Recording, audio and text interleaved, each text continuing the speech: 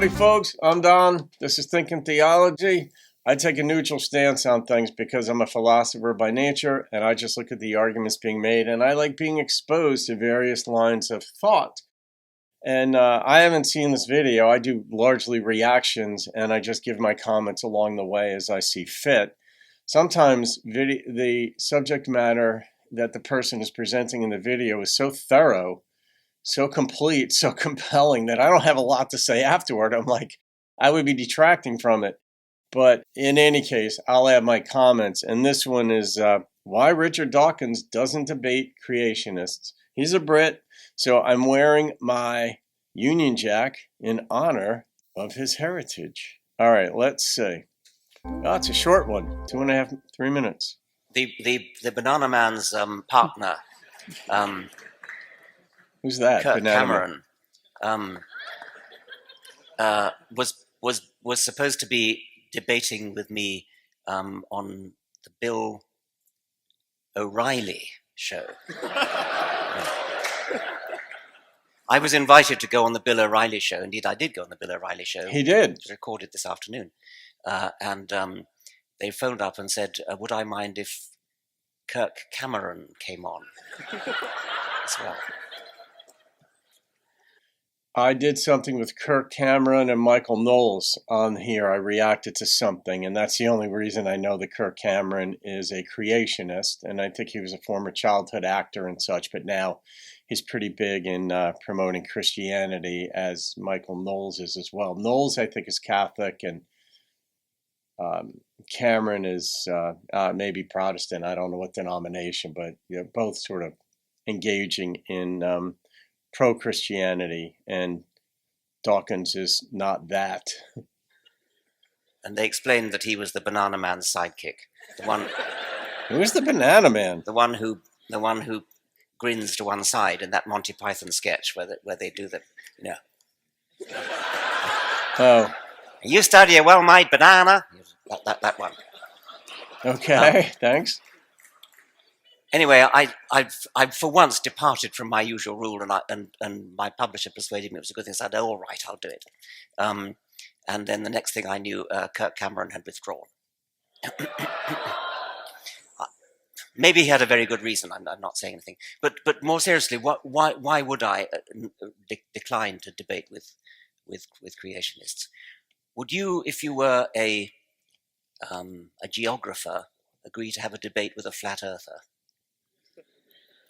There comes a point when you have to say you are, by agreeing to appear on a platform with somebody like that, you are giving them status. If a real scientist appears on a platform, if, say, a reproductive scientist appeared on a platform with an advocate of the stork theory of... You could handle it deftly, though. Thank you. But I will say this, that I've never actually dared to use the formula that my colleague Robert May, Lord May, who's one of Britain's most actually he's Australian, come to think of it, most distinguished scientist. He was the government chief scientific advisor for a while, and then president of the Royal Society.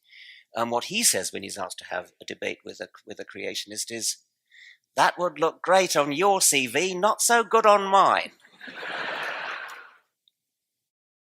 Well, yeah, I guess that's where the all or nothing way of thinking, where all the parts have to be perfectly in place. Even within your own group, everybody has to be in lockstep with one another. I'm not just speaking on the atheistic side. That's certainly true in Christian circles, fundamentalist Christian circles, and certainly true in, among the Hasidim and Orthodox Jews as well. Each group, you want it to be 100% cohesive, no challenges to the dogma for the most part. And this is that. So people tend to go into their respective camps and sort of yell across this wall. And that's not my approach. That's even why I do the channel as I do. I'll react to and look at and review and give my thoughts on various creationists' lines of thinking. I'm going to be doing some videos coming up on certain problems with the theory of evolution. Now, just because there are problems with a theory or an advanced body of science doesn't prove or disprove anything about the overall body of science. It just means, well, we may have to shore this thing up. No different than in Christian circles with the doctrine of the Trinity or the dual nature of Christ. Or the notion that God's in control. Firstly, the doctrine of the Trinity itself makes no sense because of the way in which we use words. Three co-eternal, co-equal persons in the Godhead. So the way in which we use the word person means an independent, autonomous agent, each of whom is fully God. Yet there aren't three gods, there's only one God. Well, those are inconsistent, the way in which we use language. The dual nature of Christ, for example, that Jesus is fully God and fully man. In one capacity, he knows everything. It's posited this way, knows everything and is all-powerful, but in his capacity as a man, he's limited in his knowledge, limited in his ability, and they're incompatible. So how do you make those? Anyhow, so then you have to make an account of that. You've got to provide reasons as to why do we accept this as being true. In the scientific world, when you find problems with, say, some element of evolutionary theory, then you've got to come up with a reason that says, oh, you know what? That part of this isn't right, but here's the better solution. Here's how evolutionary theory still works. So just because you find a flaw with a certain line of thinking doesn't mean everything's wrong about it. I'll broaden that out to what Dawkins just said about why, a geographer going on a debate show with a flat earther, or what do you say, the scientific person in Australia, the head of the Science Commission or something there, he says if he debates a creationist, it looks good on the creationist resume, but not so much on mine. Well, not true, because if you refute the creationist, or if you put out your thoughts in a palatable way, in an intelligent way, it makes his argument look bad. But that's where I think that the ideas just need to be out there for people to make up their own mind, rather than, and I'm not dissing Dawkins here, I'm not even addressing him, just the overall body of thought that allow other people to make up their minds. That's what I do here. That's why I don't care. I'm not my brother's keeper.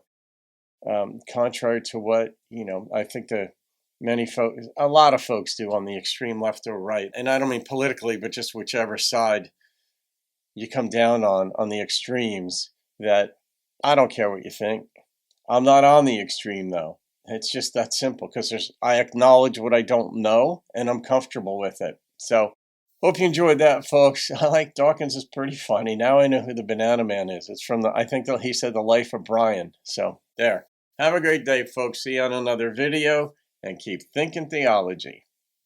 Hey, folks, if you want to take the personality test that I created for my life coaching practice, which is based on the book that I wrote, put your phone up, turn it on camera, and focus on this, and it'll take you to it. And it'll take you about 20 minutes to complete the test. It's free, and you'll get some information on your personality. It's quite detailed, quite revealing. It's kind of fun as well. And I'll be leaving this QR code up on the wall behind me for my regular videos. So I hope you take it, and I hope you enjoy it.